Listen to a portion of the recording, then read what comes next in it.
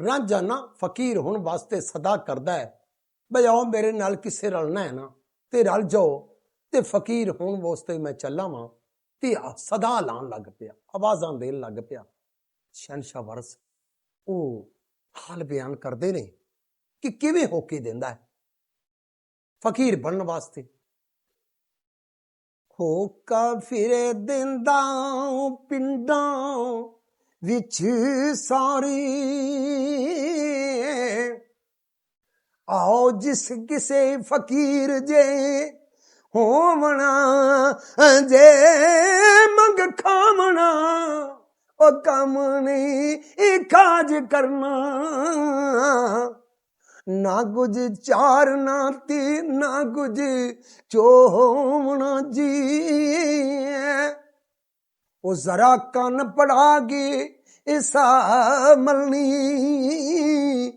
ਗੁਰੂ ਸਾਰੇ ਜਗਤ ਦਾ ਹੋਵਣਾ ਜੇ ਦੋ ਦਿਹਾੜੀ ਨਾ ਕਸਬ ਰੋਜ਼ਗਾਰ ਕਰਨਾ, ਤੇ ਨਾਡੂ ਸ਼ਾਹ ਫਿਰ ਮੁਫਤ ਦਾ ਓਏ ਹੋਵਣਾ ਜੀ। ਨਾ ਦੇਣੀ ਵਧਾਈ ਕਿਸੇ ਜੰਮਣੇ ਦੀ, ਕਿਸੇ ਮੋਏ ਨੂੰ ਮੂੜ ਨਾ ਰੋਵਣਾ ਜੀ। ਮੰਗ ਖਾਵਣਾ ਅਤੇ ਮਸੀਤ ਸੌਣਾ, ਨਾ ਕੁਝ ਦੇਵਣਾ ਤੇ ਨਾ ਕੁਝ ਲਿਆਵਣਾ ਜੀ। ਨਾਲੇ ਮੰਗਣਾ ਤੀ ਨਾਲੇ ਇਹ ਘੂਰ ਨਾ ਜੀ, ਦੇਨਦਾਰ ਨਾ ਕਿਸੇ ਦਾ ਹੋਵਣਾ ਜੇ ਮਸਤ ਲਟਕਦੇ ਉਹ ਜੰਗਲਾਂ ਵਿੱਚ ਫਿਰਨਾ, ਅਤੇ ਗਮ ਨੂੰ ਖੂ ਡਬੋਵਣਾ ਜੀ।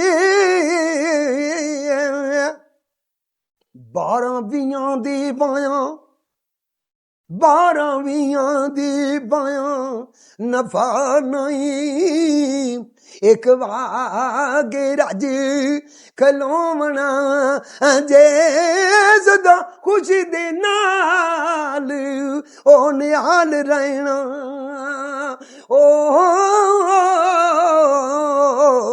ਅੰਜੂ ਡੋਲ ਕੇ ਮੁਖ ਨੂੰ ਧੋਣਾ ਜੀ,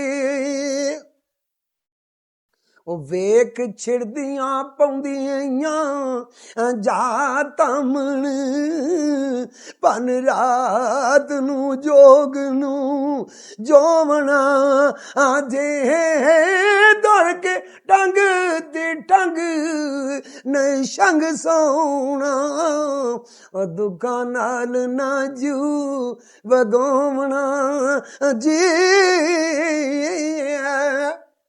ਉਹ ਦਿਲੋਂ ਮੈਲ ਜਾਣ ਦੀ ਪਾਕ ਕਰਨੀ,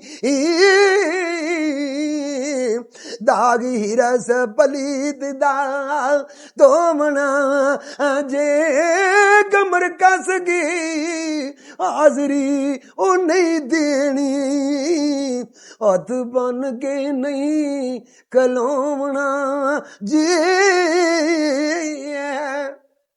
ਓਏ ਹਰ ਕਿਸੇ ਤੋਂ ਟੈਲ ਕਰਾ ਲੈਣੀ,